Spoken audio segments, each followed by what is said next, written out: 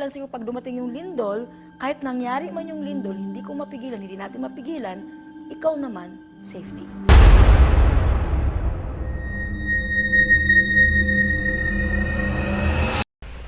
Hello po mga Kapi-TV, sa video na ito ay tatalakayin natin ang nakakakilabot na pangitain na ikakagimbal ng mga tao dito ayon sa mga visions ni Madam Ruthie Baldwin. Pero kung ikaw ay hindi pa nakasubscribe sa aking channel, baka naman.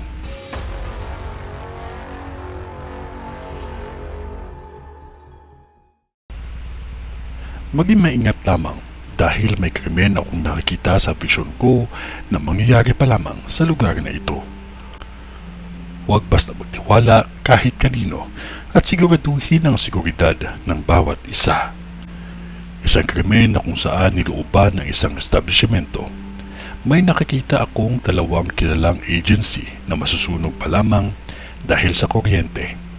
May isang gusali na kulay green ang matutupok ng apoy kung ito ay hindi agad maagapan. Ngunit may isang sunog na kasabay ay krimen.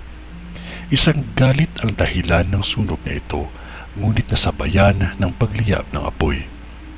Ang isang agency ay tapat lamang ito ng kalsada at ang isang agency ay tapat ng gusali lang ito na may kulay cream. Hindi ko pa narating o napuntahan ang lugar na ito. Kung ano man ang nakikita ko sa vision ko ay hanggang dun lang din ang aking masasabi. Mahal niya tayo, kaya siya nagbigay ng babala sa mga taong tulad ko. May isang krimen na nakikita ko sa vision ko na mangyayari mismo sa isang agency. At upang maiwasan itong ganitong pangyayari ay pairalin ang maging kalma at may respeto sa kapwa. Dahil hindi lahat ng tao ay pare-pareho ang ugali at unawa, gumamit itong suspect ng patalim, kaya maging maingat lamang ang lahat. Wala pong masama sa babala. Bago matapos ang taon, may 3 aksidente na mangyayari pa lamang sa lugar na ito. At may mga buhay na nawala sa aksidente ito. Isang enerhiya na animoy dala ay apoy at aksidente. Mahalaga ang manalangin lamang at samahan ng pag-iingat.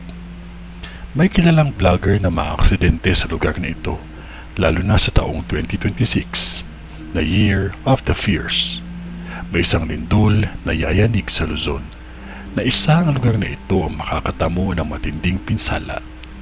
Maging maingat lamang ang lahat at huwag makalimot ang manalangin. Ito ay ang vision ni Madam, sa Quirino Ab. Sa ngalan ng Diyos Ama, ng Diyos Anak, at ng Diyos Espiritu Santo. Amen.